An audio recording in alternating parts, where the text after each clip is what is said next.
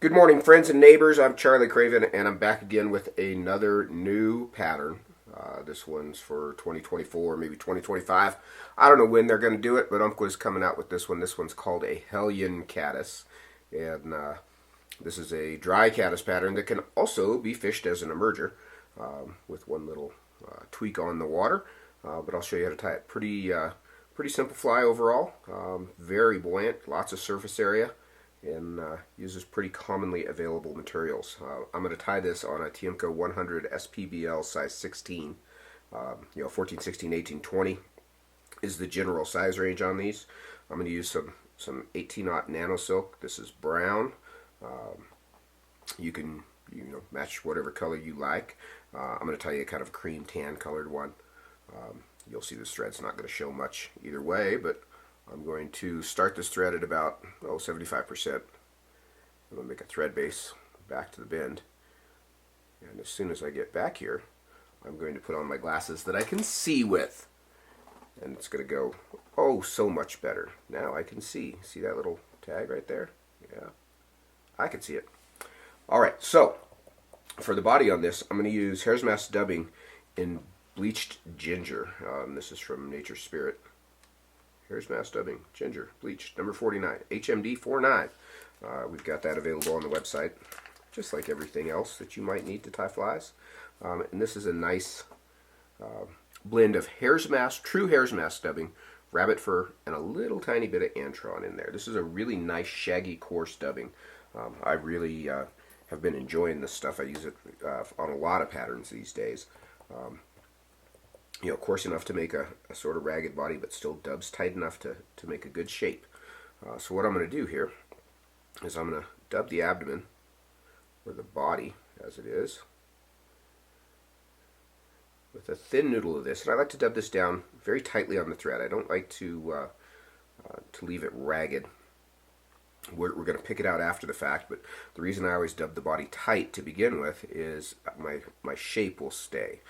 If you dub a ragged shaped body or a loosely dubbed body to start with, when you pick it out, it's going to lose its shape and not be what you're ultimately shooting for. So I'm going to dub this body up to about the 75% point or so, with just a slight taper to it. I'll kind of run over that front edge, and you can see that's pretty buggy as we sit. And you can see the reason I use that brown thread. I want to show you where we're going to tie our wing in. You can see a pretty even 3/4 split there. And I'll pick this out after the fact. I don't bother picking it out as I go. So now for the wing, I'm going to use some Grizzly Bear colored Macrame yarn. And Grizzly Bear is this sort of tan and brown blend. And when you brush this out, one of the things that you see me use this on a lot of stuff. One of the things you want to be careful of when you're working with macrame yarn is don't overbrush it. You don't want to brush it so much that you sort of take all of the crinkle out of it. If you pull on it too much, you take all the crinkle out and it gets too straight. That crinkle is what we're looking for. We want those waves in there. We don't want that perfectly straight, like say like straight Zelon. We want the surface area created by that crinkle. So I'm going to take a clump of this, about like so. And what I'll do here is I'm going to fold this over. Try to do this where you can see it. I've just folded it over my finger here. I'll put my scissor tips in there and make a neat little fold. So I've made a little loop, like so. I'm going to take it, I'm going to roll that in my fingertips. If you watch the Lucky Bee video, this is sort of the same move. You can see how I've created a little point on that. Now when I tie this in, I don't want to tie it in this way. I want to tie it in this way, so on its side. And it's about a shank length long, but when I tie it in, it'll be about a 1/4 shank longer. And I'm going to tie that in there at our 75% point. And then I can come in, a few more wraps on that, come in and trim these butt ends out. I'll save the rest of that clump for the next fly. Now I'm going to come in and put just a little touch of deer hair on top of this. And the deer hair is to give us a little bit of texture over the top, a little variegation to the color. That's one of the nice things that I really enjoy about the macrame yarn is it's got, by mixing colors and using mixed colored yarn, you can get a nice little variegation to your pattern, which typically with synthetics you have a one color option. But I'm going to tag just a little bit of deer hair on top of here. And what I'm using here is some, in this case it's light colored Compared deer. It's not bleached, just light colored.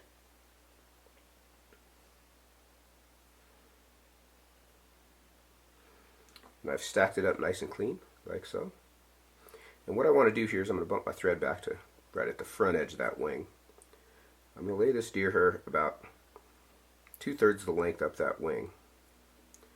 Take my thread up and over 2 times. And then I'll flare that hair in place and just sort of work forward through those butt ends. And then I'll pull all those butt ends up except for those few that I've left hanging out there. Don't think that I missed those.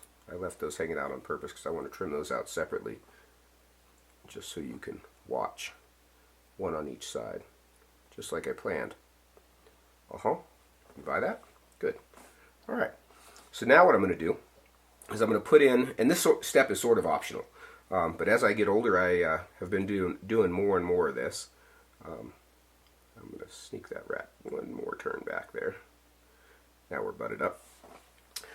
Is putting a little what Larry Walker used to call a "where's it at?" Not so much an indicator as a finder. And what I'm going to use for this is either some hot pink macrame yarn, which can't seem to get anymore, or Cerise McFlylon. And you need just a tiny little bit of this. You don't need very much, but I'm going to fold it over the same way into just a short little loop. And I'm going to lay this right at the base of that wing, and it's about half the length of the deer hair wing, and anchor it in place with a few turns. So just a short little hot spot there on top, right in the center, and then trim those butt ends out. Now I like to come in here at this point. I'm going to put just a tiny little drop of super glue at the base of that wing. We've got a lot of stuff tied in at one point there. Pick up just a tiny little drop here.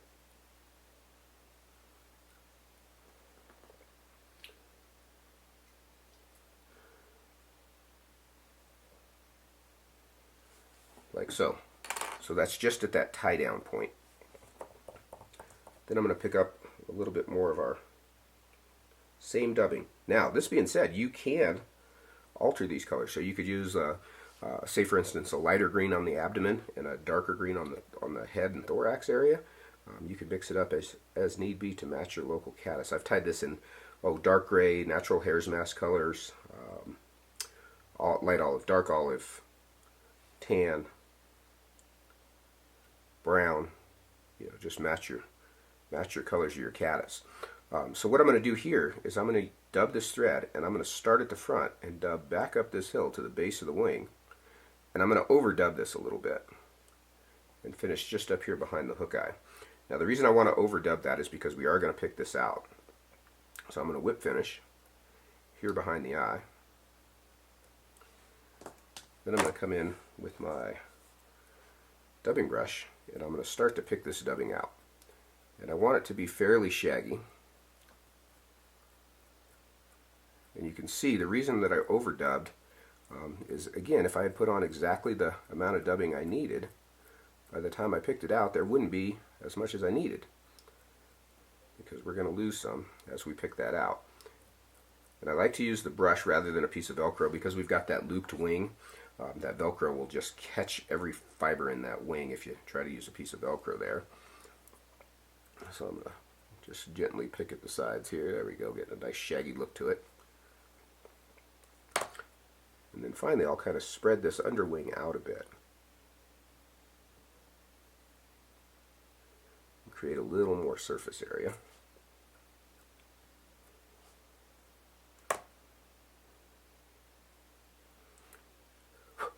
Like so.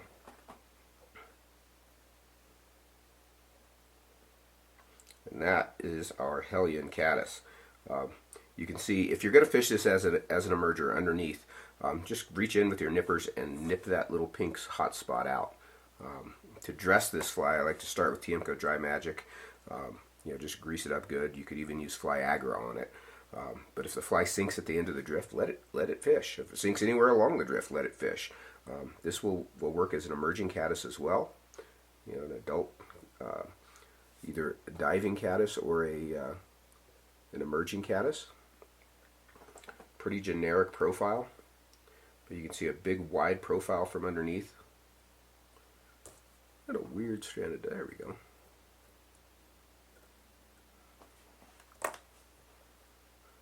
But typically just fished as a single dry. People ask me that all the time. How do you rig? How do you fish this? Do you fish this with another dry? And I'm here to remind, especially some of you younger guys, and I don't mean this with any disrespect at all, because I was a young guy once too, and I started once also, and I know that you got questions. You don't always have to fish two or more flies at the same time. Sometimes, and ideally, and you'll get there, ideally it's fun to just fish one single dry fly by itself to rising fish, and that is my favorite way to fish this. I like to fish a single dry. That's ideally the way to fish them. I think that's the most fun. It makes for very accurate casting, picking your targets, putting the fly right where it needs to be. And this is a big enough fly, size 16. It's not hard to see. It's got a big pink hot spot on the front of it. Let me turn this here. You can see his front view. Nice big pink spot on top of him there. But that's the way I typically like to fish this. Now, this fly is more than buoyant enough to fish as a dry dropper. You could hang a little caddis pupa underneath it. You could, certainly fish this behind a bigger fly if you needed to. But I encourage you to try to just put one on and just fish the one fly. You can really control your drift. You can really direct exactly where the fly goes. That's, I think, the most fun way to fly fish. That's just my opinion. You don't have to listen to me. I mean, I don't care. I ain't your mom. Listen, don't make no difference to me. But there you go. If you do care, that's how I would do it. Put it out there. Let the fish come up and eat it. You see them eat it every time because you're watching the right fly in the right spot. Also makes it just a little bit more fun when you're not catching fish because you can kind of practice your casting as well. And Lord knows we can all practice our casting. At any rate, there's my Hellion Caddis. That's a new fly for this year. Hope you guys enjoyed it. Don't forget, tie it in a bunch of different colors. Whip up a bunch. These Front Range creeks, Clear Creek, Bear Creek, Boulder Creek, any place that you find caddis though. Great, buoyant, little visible caddis pattern. Quick and easy to tie. No hackle necessary. Float it, sink it, shoot. You could probably fish this with a split shot if you had to. You do you, man. Thanks for watching. You guys take care.